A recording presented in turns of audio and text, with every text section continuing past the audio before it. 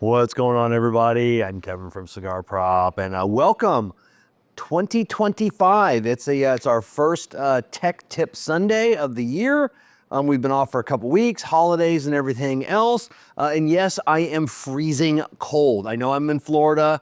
It's probably like 40 degrees out right now. It's freezing. The lounge is cold. Still in 2025, powered by Monster Energy Rehab. Last year this time, we talked about resolutions for 2024. I believe your resolution was to keep your car cleaner for your technicians and for yourself. My truck was just a pigsty inside, the outside, so much traveling. And I was just, it was one of those thoughts that was I'm like, maybe I should get something new. And then I took it to the car wash, vacuumed it out, and then cleaned out all the crap, and everything was like new. And I'm like, oh yeah, I love this truck. Yeah, hopefully you kept your vehicle clean. 2025, your goal, and this is actually going to irritate. Luckily, my bosses don't ever watch this. But actually, my competitors actually watch my videos.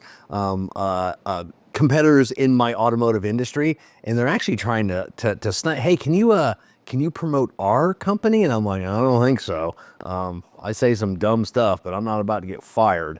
Yeah, this might anger them as well. Maybe they'll second guess wanting to work with me. But just say no. So growing up in middle school, I was the secretary of my DARE club, Drug Abuse Resistance Education. Just say no. I am thankful.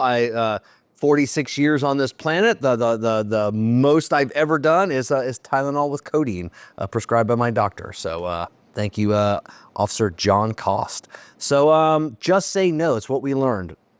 That's what I want you to when you're getting these recommendations on your car, from here on out, just say no. It's getting out of hand. I visit a lot of shops. I got a lot of friends in the industry. I do visit my competitors because my friends work there. I have friends that own mom and pop shops, so I go there. I hang out sometimes. I go visit them, get some advice from having some issues with a vehicle, and I see it. The overselling, it's getting to be too much. It's, going in for a flat repair and just getting hammered on everything. Now, when you come into like my shop, hey, would you like a courtesy check? We check all your fluids, your tires, everything else. Yeah, go ahead. That means I have to do that. I have to check your filters. I have to check your belts, your hoses, and anything that I find, I have to document.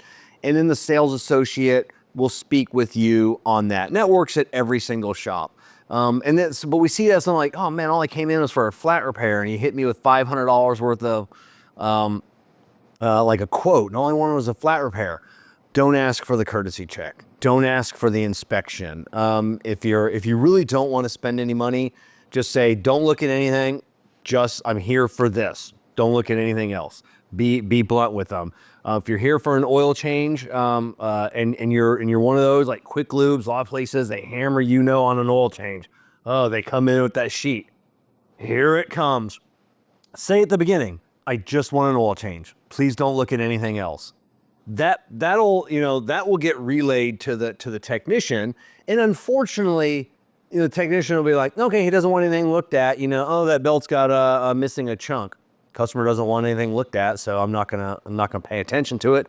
And then that belt breaks, and the customer comes back. I was just here for an oil change, and you guys didn't notice that. So please take it with a grain of salt. When we come with some recommendations, remember sometimes you asked for it. On the full inspection or the courtesy check. So just say no. No, thank you. No, thank you. If it's dire, like if that belt's bad, I've had customers like, no, thank you. My husband will take care of it. I'll reiterate, and I'm like, a lot of this stuff is just maintenance. Like this air filter, it's not going to affect, they're not going to cause your car to break down. The leaky shocks, they may affect tire wear a little bit, but they're not going to cause you to break down. The belt's bad. It's really bad. You really should think about prioritizing that over everything else. So those are keys that you can listen for. Be like, oh, he was kind of adamant about that belt, okay, go ahead and do the belt. I'll have my husband take care of everything else, or I'll go over it with him, or wife. The majority of our clientele is women in the automotive industry. Guys, well, we've talked about this before. Stop leaving it to. If you're the one that makes the decisions, bring the car in yourself. Stop sending your wife in, and then she's busy enough handling her own things with the kids and everything else, and while you're doing nothing, and then oh, don't let them rip you off this time, and then when you come home and you're like, oh, the belt was bad. Why did you get to replace that belt? I could have done it. No, you can't. No, you can't. You can't do that belt.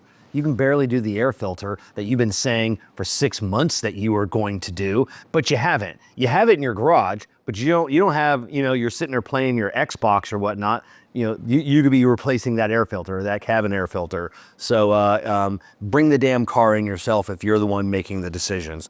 So rant over. Just say no. Just say no. It's just, I just see it just gets to be too much at times. I just hammering the customer. If a customer comes in for a flat repair and they want a courtesy check, and I get the ticket, I'm sensitive to the needs of the consumer. I don't. You know what? I look at that air filter. I'm like, yeah, it's dirty. Then I just go look at the oil change sticker that's inside the car. I'm like, oh, they're gonna be due for an oil change in like 1,000 miles. Hopefully they come back here.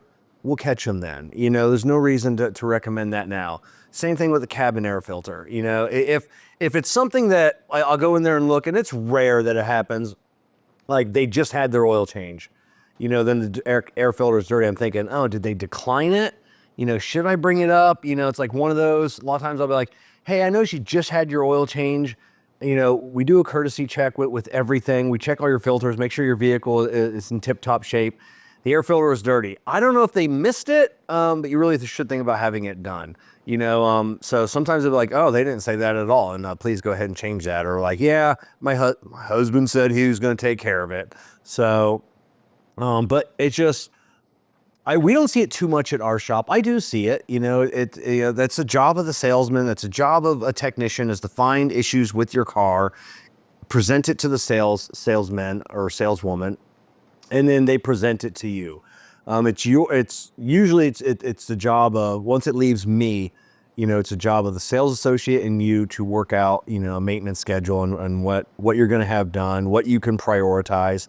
Luckily in my shop, I handle all my, I work on my own cars, or I work my car completely. So if I find some issues with your car, you're going to be getting a call from me. And well, I'll work through it a little bit better than a sales associate because I'm not making spiffs, I'm not making bonuses. And this is what's going to irritate a lot of my competitors and even my company. Ask for the mechanic.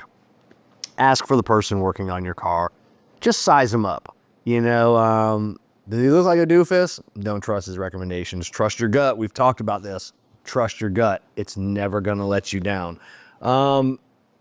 If they're over talking, if it's an air filter, if it's a belt, if it's shocks, and hey, your air filter's dirty, would you like a new one? Hey, your air filter, and I could go on. I could spend 2 minutes trying to sell you an air filter and telling you all of these details, and I'm trying to oversell you. I'm trying to work it. That. Hey, your belt's got quite a few cracks. It's got more than 5 cracks per inch. So according to the manufacturer of the belt, it needs to be replaced. Hey, your belt, it spins your alternator, it spins your water pump. It's got some cracks in it. You're probably hearing some squealing. If this thing breaks, it can do. No, it's just a belt. Which one are you going to go with? So trust your gut. Just say no. Don't ask for the courtesy check or inspection. Talk it over with your spouse, come back at a later date, do all these things, but we're running low on time. So happy 2025. Go out today and clean your car because I know you didn't do it. Especially clean out your glove box, find that locking wheel key. If you have one, put it in the glove box. Peace.